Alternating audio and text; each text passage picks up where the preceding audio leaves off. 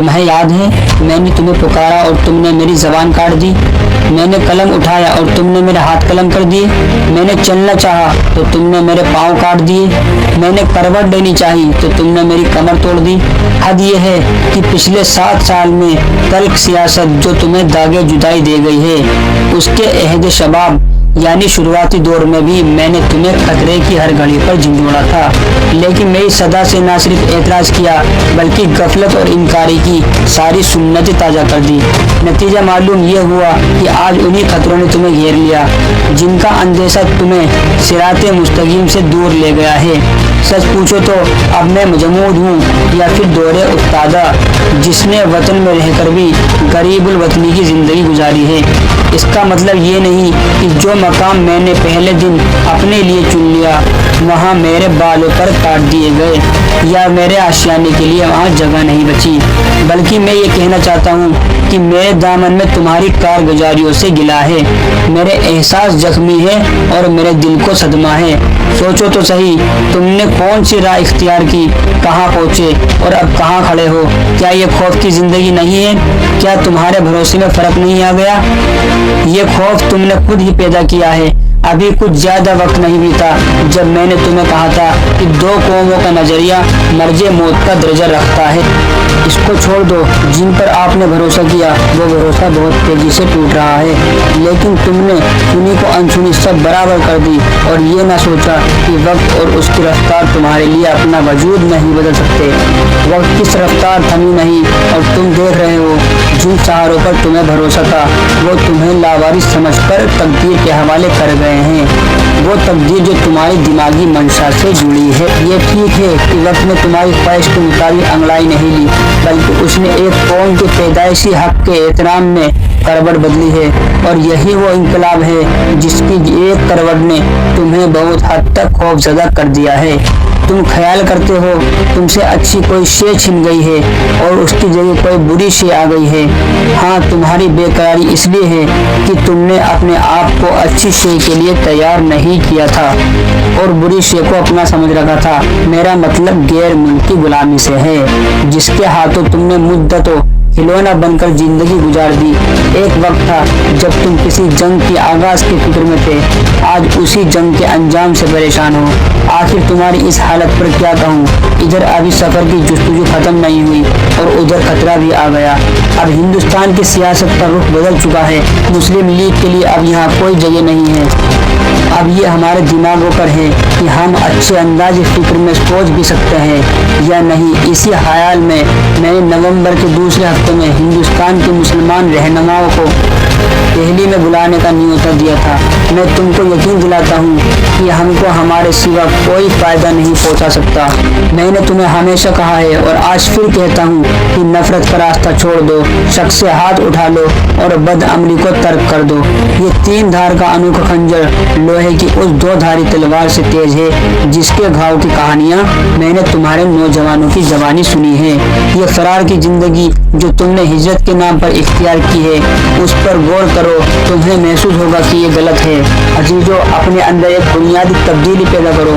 جس طرح آج سے کچھ عرصہ پہلے تمہارے جوش و خروش بھیجا تھے اسی طرح سے آج تمہارا خوف بھی بھیجا ہے۔ مسلمان اور بزدلی ایک ساتھ نہیں رہ سکتے۔ سچے مسلمان کو کوئی طاقت ہلا نہیں سکتی اور نہ ہی کوئی خوف ڈرا سکتا ہے۔ چند ثانی چہروں کے غائب ہونے سے ڈرو نہیں، انہوں نے تمہیں جانے کے لیے اکٹھا کیا تھا، آج انہوں نے تمہارے ہاتھ سے اپنا ہاتھ کھینچ لیا ہے۔ کوئی تعجب کی بات نہیں ہے۔ یہ دیکھو کہ تمہارے دل تو ان کے ساتھ رخصت نہیں ہو گئے ہیں۔ اگر ابھی بھی تک دل تمہارے پاس ہے تو اپنے دل کو خدا کی جلوہ گار بناؤ۔ میں کلام میں تکرار کا عادی نہیں ہوں، لیکن مجھے تمہارے لیے بار بار کہنا پڑ رہا ہے۔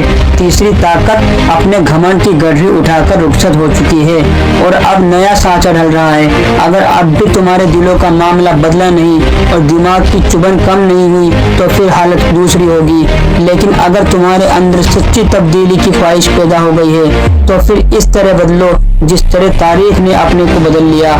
آج ہم ایسے دور انقلاب کو پورا کر چکے ہیں جہاں ملک کی تاریخ میں کچھ سفید پنے خالی ہیں اور ہم ان پنوں میں تاریخ کے عنوان بن سکتے ہیں، مگر شرط یہ ہے کہ ہم اس کے لیے تیار ہوں۔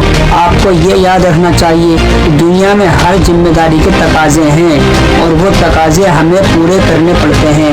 دنیا میں ٹھوکریں انہی کو لگتی ہے جو چلتے ہیں، جو پاؤں توڑ کر بیٹھ جاتے ہیں انہیں کبھی ٹھوکریں نہیں لگتی۔ گرتے وہی ہیں جو دوڑتے ہیں، کانٹے انہی کے طلبوں میں چبھتے ہیں جو راہوں میں نکلتے ہیں۔ کل تک جب یہ آزادی ہمارے ہاتھ میں نہ تھی، آپ کے ملک کا کیا حال تھا؟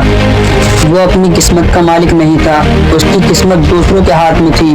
آپ کا امن بھی آپ کے قبضے میں نہ تھا، آپ کی بے امنی بھی آپ کے قبضے میں نہ تھی۔ جب کبھی ملک میں بد امنی ہوتی تھی تو آپ اپنی طرف نہیں دیکھتے تھے بلکہ ان کی طرف دیکھتے تھے۔ جب کوئی تکلیف یا پریشانی ہوتی تھی تو آپ مجبور ہوتے تھے کہ آپ ان کی طرف ہاتھ بڑھائیں، لیکن آج وہ نہیں ہیں۔ آج اپنی قسمت کے آپ خود مالک ہیں، اور آپ اگر مالک ہیں اور میدان میں کھڑے ہیں تو یاد رکھیے کہ طرح طرح کی آزمائشیں بھی پیش آئیں گی، اور کوئی بھی نہیں چاہتا اپنے کو آزمائشوں میں ڈالنا، لیکن ہم نے ذمہ داری کا بوجھ اٹھایا ہے تو طرح طرح کی پریشانیاں بھی پیش آئیں گی۔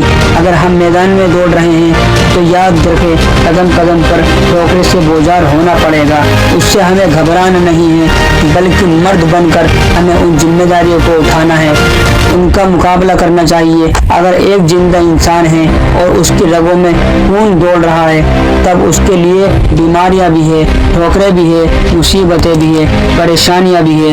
تو زندگی کا معنی ہی یہی ہے کہ ہم بوجھ اٹھائیں، اور بوجھ اس طرح نہ اٹھائیں کہ گھبرائے ہوئے اٹھائیں بلکہ مردوں کی طرح ہمت سے اٹھائیں۔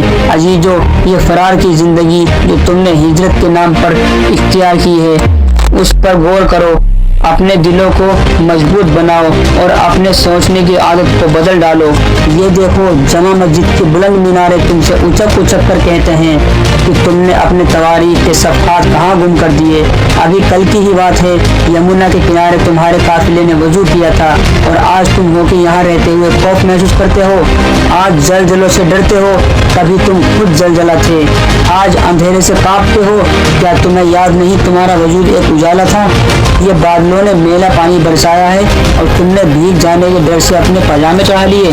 وہ تمہارے ہی اسلاف تھے جو سمندر میں اتر گئے، پہاڑوں کی چھاتی کو رون ڈالا، بجلیاں آئی تو اس پر مسکرا دیے، بادل گرجے تو کہو سے جواب دیا، ہوائیں اٹھی تو ان کا رخ موڑ دیا، آندھیاں آئیں تو آندھیوں سے کہا کہ یہ راستہ تمہارا نہیں ہے۔ یہ ایمان کی کمزوری ہے کہ شہنشاہوں کے گریبان سے کھیلنے والے لوگ اب خود اپنے گریبان سے کھیلنے لگ گئے ہیں۔ آج کی صحبت ختم ہوئی، مجھے جو کہنا تھا کہہ چکا، لیکن پھر کہتا ہوں اور بار بار کہتا ہوں کہ اپنے حواس پر قابو رکھو، اپنی زندگی کے خود راستے بناؤ۔ یہ کوئی منڈی کی چیز نہیں ہے جسے تم خرید کر لے آؤ، یہ تو دل کی دکان میں سے اعمال کی نقدی سے حاصل ہو سکتی ہے۔